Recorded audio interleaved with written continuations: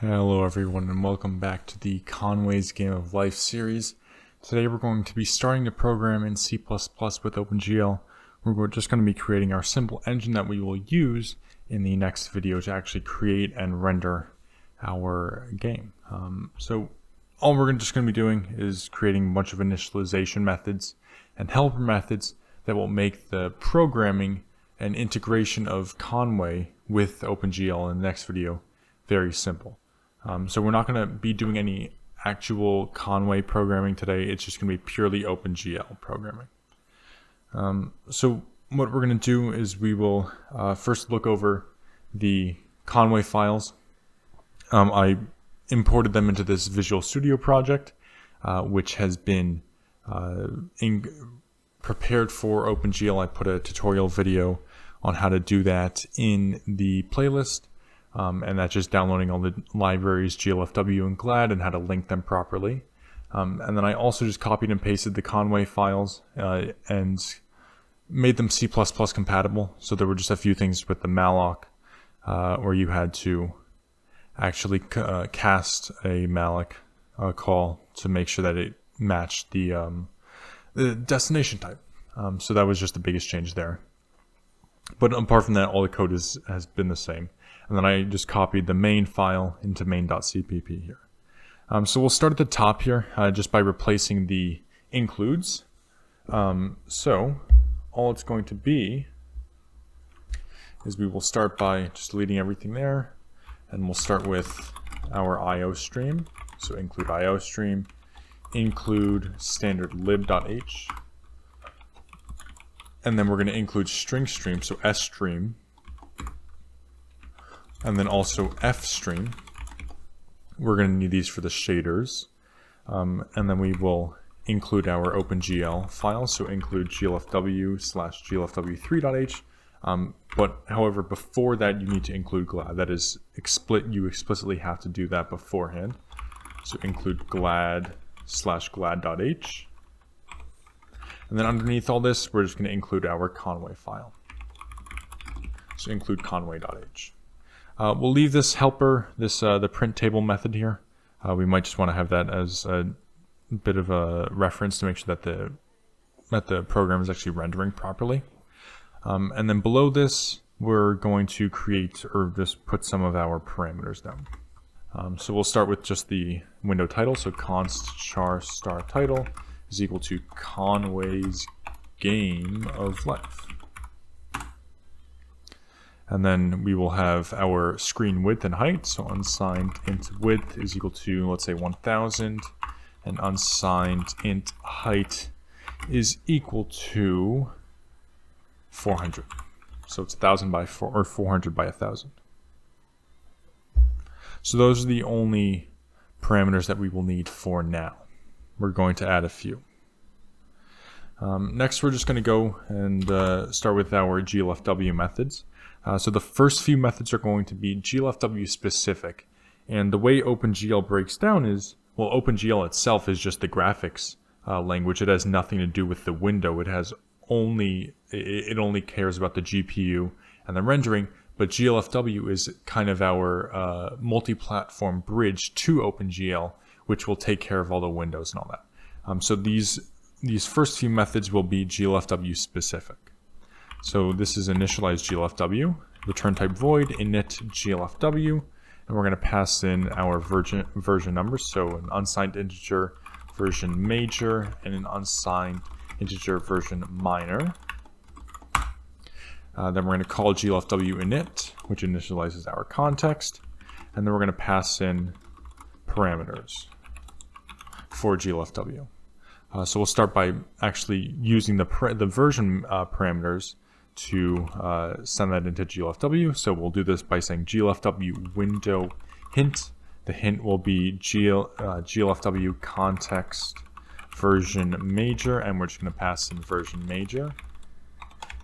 And then the same thing for glfw context version minor, where we pass in version minor.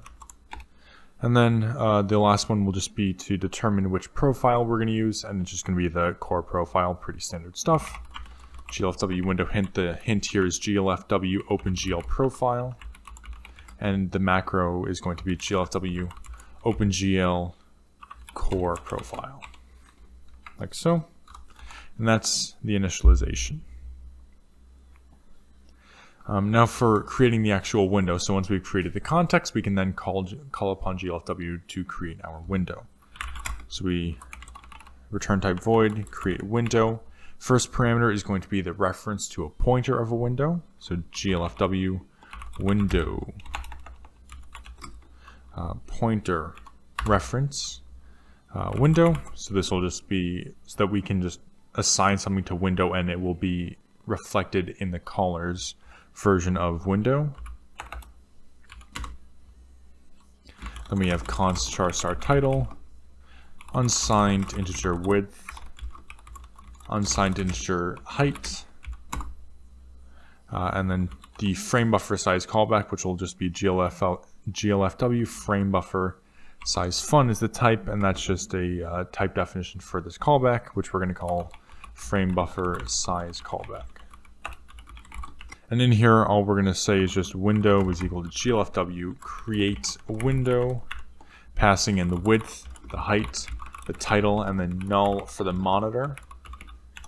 And sharing just to allow it to, or just to tell GLFW to do this on the default monitor.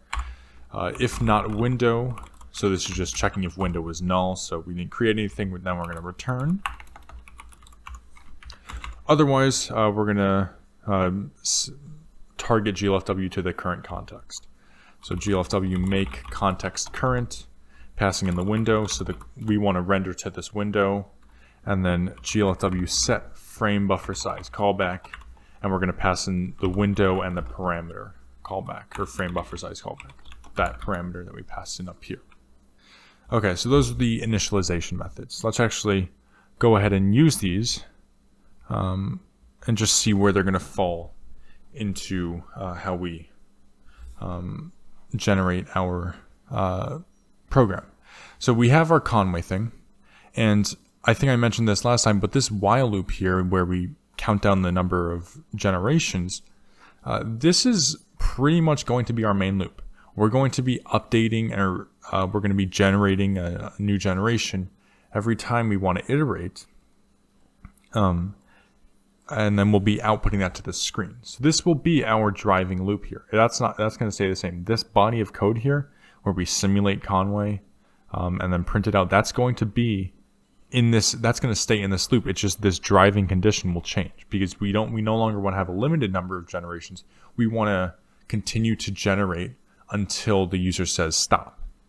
So the way we're going to take care of that is, well, we would first need a process input method that will just allow us to determine when the user calls stop. So that's just going to be an extra method right above main that we will call void process input, and we're just going to pass in the GLFW window pointer window.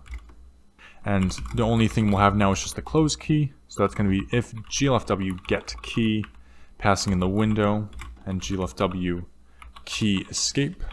Then if that's equal to GLFW press, then we want to tell GLFW to set the window to close. So GLFW set window should close, pass in window and true as the condition. And this will be reflected in our main method in this condition here. So this while, once we get to it, will become if the window should close or not. So that's the only process, that's the only key that we're listening for as of now. And then the other helper method that we're going to need is actually going to be the callback that we set for the frame buffer size. And that's just going to be a simple void frame buffer size callback. This takes in a GLFW window pointer window, an integer width, and an integer height. And all we're going to do when we change the size of the window is just to change GL viewport. So now we're actually modifying GL. This is OpenGL. GLFW will call this method here, this callback, the frame buffer size callback, which we'll call GL viewport, and then we'll say 0, 0, and the width is width and height is height. We could have a few other options. If we wanted to print out the new size, you could. It's all done in this callback. Okay, so now let's go into the main method. And we're going to keep the hello world here. We initialize our Conway object there, or structure rather. We see the table, all good there. I'm still using the glider gun, and then this was our previous counter for the number of generations that we wanted to do. And then after all this, so initializing Conway is done up here. And then now we're going to take care of initializing OpenGL and GLFW. And to do that, we're just going to start by calling some of our helper methods. We have init GLFW, passing in 3 and 3 for version 3.3. Then we want to do our window. So we create our variable here, GLFW window pointer window is equal to null pointer. And then we want to create the window, so call this helper method. Create window title. The width will be width and height will be height, and then the frame buffer size callback will be this exact name here, so frame buffer size callback. And then we can do some error checking. I'm not going to do that here, it's not too relevant, but I'll just put it in the commit once I'm done. Next we want to initialize glad. So glad is essentially just our a helper library that allows us to, that designates the OpenGL functions for calling. So what that means is it will, when we call an OpenGL method, glad will actually hold all the templates for these methods, and it will make sure that we call the method that we want based on the versioning. So if, and the condition here for loading glad is going to be if not glad load GL loader, passing in the parameter is we're going to cast glfw get proc address, and we're going to cast this to a glad load proc. And if this is false, then we have an error. So we need to break and return and all that stuff. So you can simply just print out could not load glad and then just return. I'm just going to return -1. And then once again, I'll give some more error checking afterwards. And then we also need to call glfw terminate here. So once we have loaded glad, we're able to call GL viewport in the frame buffer size callback here, and know that we're going to get know that we're going to call the correct method. So in order to first call before we render anything is we want to set that viewport. And we can just simply do that by calling the callback. Frame buffer size callback, pass in window, width, and height. So the window has been created, but remember the window is GLFW's business. OpenGL doesn't care, it only wants to know what the viewport is. So it wants to know that for aspect ratio stuff. Alright, that's all good over there. We'll go to shaders afterwards. But now let's look at the main loop. So we have this main loop over here. And as I said before, we're going to be changing this driving condition because we want to indefinitely render and generate new, or simulate new generations. So this condition is now going to become while the window is open. So it should be while not glfw window should close, and we're going to pass in the window.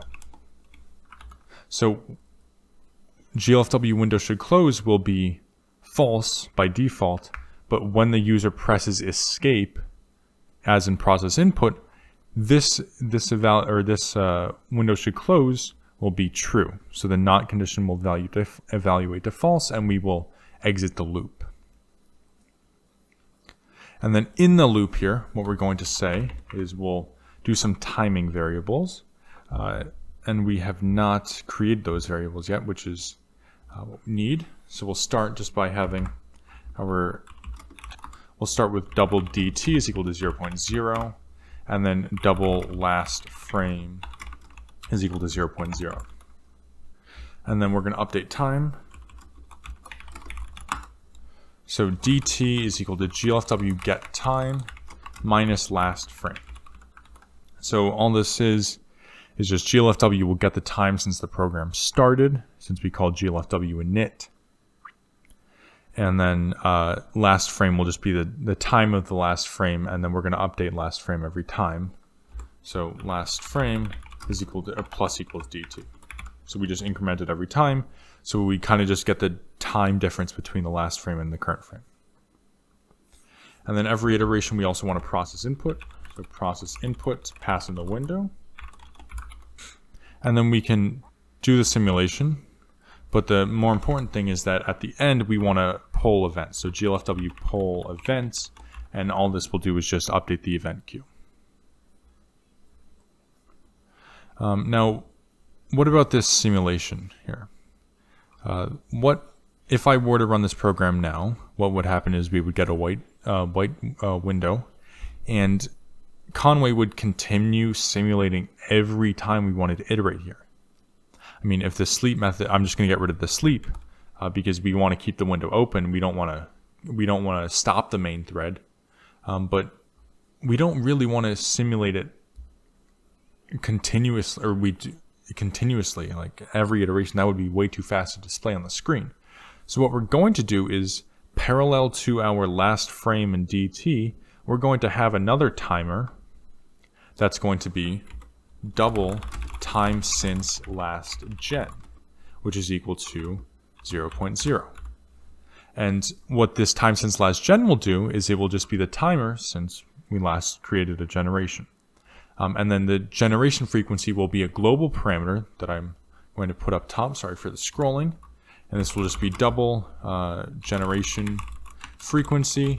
And we'll just set this to 0.5. So this is in seconds. So every half a second we want to simulate. And the way we're going to do that is we're going to increment the timer. So time since last gen plus equals dt. And then if time since last gen is greater than or equal to generation frequency, then we want to generate another or simulate another generation. So we're going to move this code into that if statement there. And then after we simulate, we want to reset the timer. So time since last generation is equal to 0.0. The reason why we want to reset is just so we don't continuously increment, and we would just run into the same problem as before, is this condition would always evaluate to true, so we would continuously simulate. And then after the main loop, all we have to do is a little bit of cleanup. So we just simply call glfw terminate, and that's that. All right, what we can do is there are no errors or no syntactical errors, so we can try running, and what we will get is a white window. But you see that in the background in our console, Conway is still simulating every half a second. So every time every time the time since last generation reaches 0.5, we simulate another generation, which is kind of the same thing that we did with calling threads or sleep on the main thread for 100 milliseconds, something like that. So it's going to be the same principle, except the next challenge will be actually getting the console input or the Conway's output onto the screen. And that's what we're going to be doing next time. But in order to prepare for that and finish with our little engine, we have to write our shader methods, which we are not going to use in this video, but it will just get a lot of stuff out of the way that we don't have to do next time. So for our shader methods, there's only going to be 3 of them, or actually, yeah, only 3 of them. The first one is going to be reading a file, so we return standard string, read file, and we pass in a const character pointer file name. So I'll just designate this.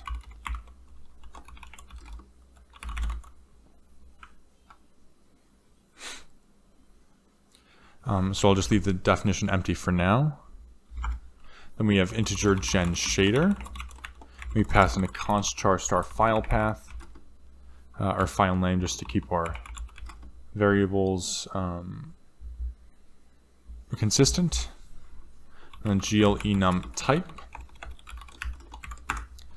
And then the larger method that we will call the one time is going to be integer or return integer gen shader program. We pass in 3 paths, so const char star vertex shader path, const character pointer fragment shader path, and then const character pointer geo shader path. So what does this division really mean here? So on your GPU, every little CUDA core, if you're using an NVIDIA, but every little core on your GPU runs shader programs every iteration. That's how you get so many pixels. Each pixel or each fragment requires a shader program to be run. And the shader program consists of 2 or 3 steps. Always vertex and fragment shader. So the vertex will just be the positioning, and then the fragment shader will be responsible for the coloring. You can add a geometry shader path as an intermediary to kind of emit more vertices if you have some predefined steps that you can add, which we will be using, and we'll see how cool it will be for us to figure that out, because it's actually going to be extremely interesting. But each shader program is comprised of 2 or 3 shaders, and each shader has a type, will be the vertex, the fragment, or the geometry. So we're going to call gen shader 3 times, and in each gen shader we're going to call read file, because these shaders will be written in GLSL, which is a code specific to the GPU, and these will be written in their own files, and we'll write them next time. But essentially we have to compile each file, build and compile each file, and then send it to the shader. And then once we have all 3 shaders, we need to link the shaders in the shader program. All right. So let's start with read file. This will be relatively quick. Standard IF stream for an input file. Standard string stream buff for the buffer. It's just the easiest way to read a file's contents. And then we have standard string ret. When we open the file, file.open file name, and if file.isOpen, then we read the buffer. So buff, and into this we pipe in file.rdbuff, and then return is equal to buff.string, so we just take the string from the buffer, and then we say file.close to close the file. And then otherwise, we'll just print out could not read file.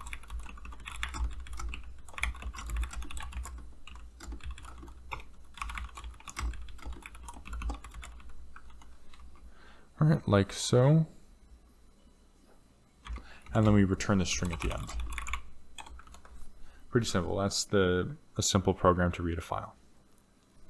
All right, now for gen shader, steps are going to be get the shader source, then build and compile it, and then we can check for errors, but I'll do that afterwards.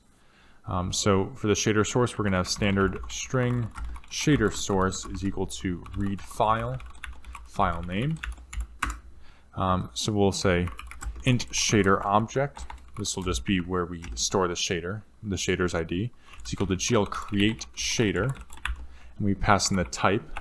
So OpenGL will now create a shader and on the GPU, or a slot for the shader, and we will get its ID of the corresponding type. And then we set the source, gl shader source, pass in the shader object. The count is 1. Pass in a reference. So the string that we have to do, well, we're actually going to have an intermediary variable here. So it's going to be const gl char pointer shader is equal to shader source dot cstring. So we're getting the constant string, the constant character pointer of this string, and then we're just implicitly casting it to a gl char, which is just type def of a character. And then what we need to pass in for the source is a reference to that shader, so to the gl character pointer. And then length is null because we can let the program figure that out. And then we need to compile. GL compile shader, pass in shader object. And once again, I will do error checking afterwards. and then you just return shader object. Now for generate a shader program, a lot of the stuff is going to be done in triplets. So we'll be calling certain functions 3 times, one for the vertex, one for the fragment, and one for the geometry. So we'll start by creating our program ID. So integer shader program is equal to GL create program. And then we're going to generate each one of the shaders. Generate and compile shaders. So integer v shader is equal to gen shader, pass in the vertex shader path, and the type will be GL vertex shader. Then integer f shader for the fragment, gen shader, fragment shader path, and the type will be GL fragment shader.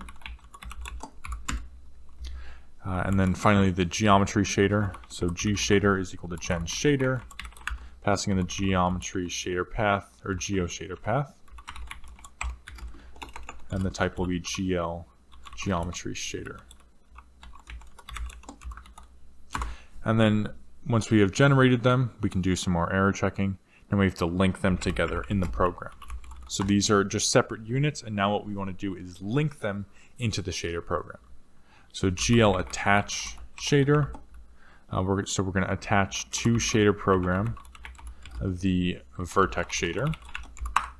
Then same thing for the fragment shader and the geometry shader.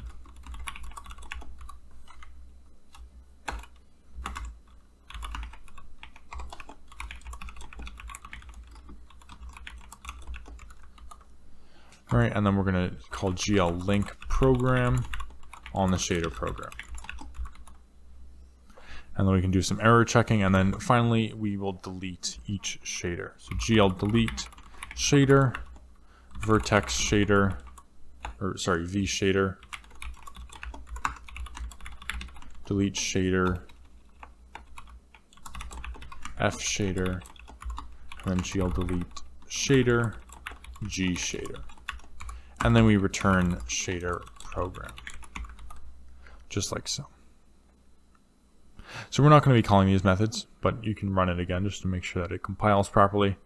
And yeah, so we got our white window, and Conway is simulating currently in the console, or is simulating in the background and outputting to the console.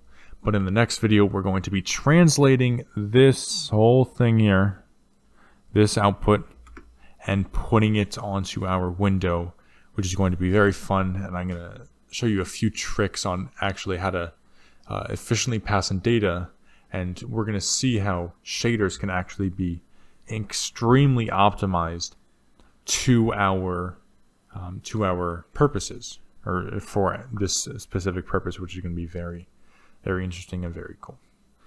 So yeah, that is all I have for you guys today. Hope you guys enjoyed, and I will see you guys in the next video. Have a good one.